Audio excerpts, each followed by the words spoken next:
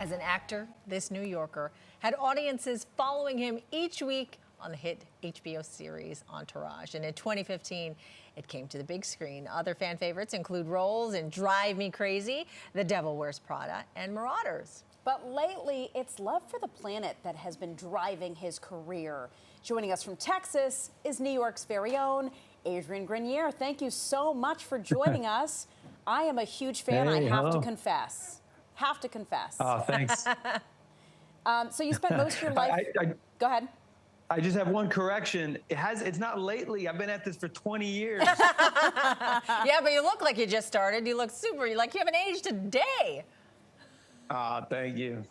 So I got to know, you spent most of your life in New York City. We know you as the Queens kid, right? But how is it making the move to Texas?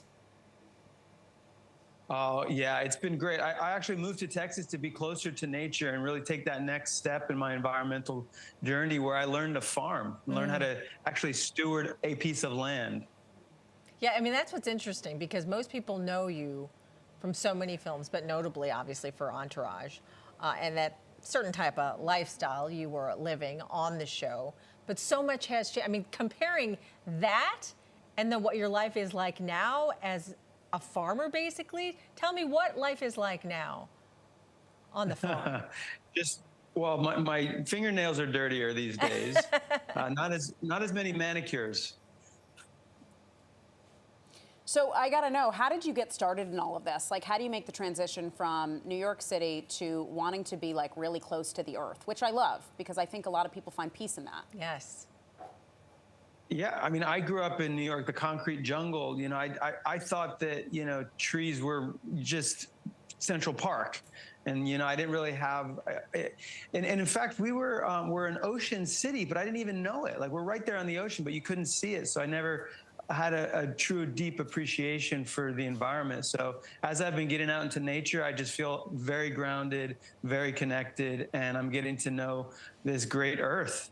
Yeah, tell us about the work that you're doing now to advocate for a greener earth. Well, specifically right now, where I'm working with Sunrun because we just put solar panels up on my roof, and advocating for people to go out and start to adopt renewable energy for themselves, because not only are they going to save money, but also they're going to help the environment. I mean, how much has it changed your life then, considering you're so used to city living? Quite a lot. I mean, I'm up early. I'm working hard. I'm using my body, and you know, a lot of menial labor, and but fulfilling work.